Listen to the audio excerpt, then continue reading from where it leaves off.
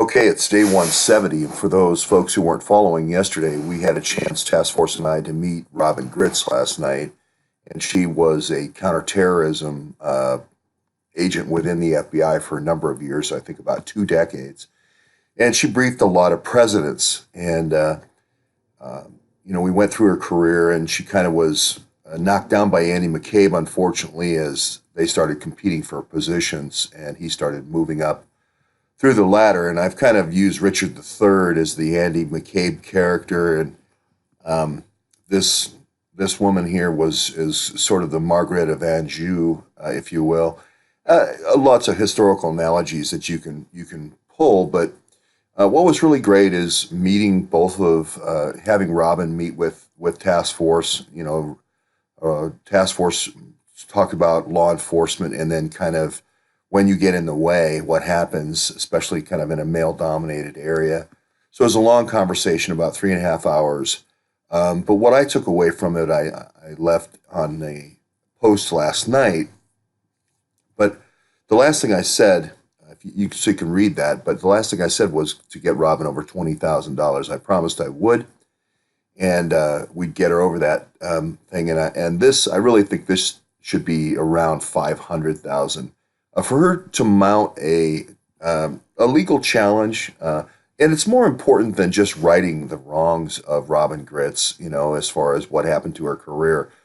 She really was on the fast track all the way back in 2005 with General Stanley McChrystal, way before Mike Flynn. She was working with Mike Flynn at that time, but this was really, she was kind of on the fast track. And her appointment in 2005, and I think this is so important to go back to that date, a person was put in the job where the McChrystal and Flynn did not know who the nominee was. They had both nominated her for this job, and she was yanked out of this, and an Andy McCabe kind of SES guy was put in the position. And that goes all the way back 13 years to that critical juncture where she was kind of on the fast track to be maybe the head of a DIA or something like that. So I think this is really important history to share, that really she briefed so many different presidents on some of the most sensitive kidnappings and bombings and so forth in our nation's history. And I think Trump would do well to sit with her just to review those situations, if nothing else, from the perspective of the FBI. And then the other thing, I think this is Director Louis Freeh. Get back to the historical roots and values of the FBI. I think that's the other thing that Robin Gritz could brief the president on.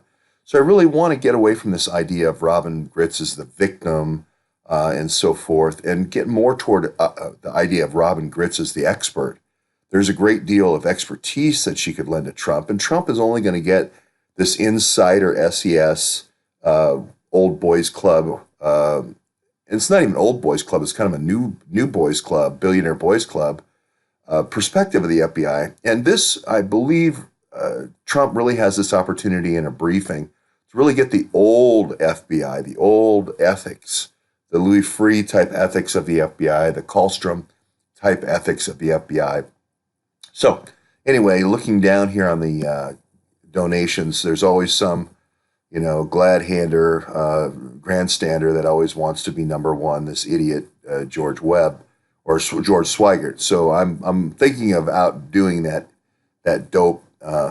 So anyway, that is this morning's update.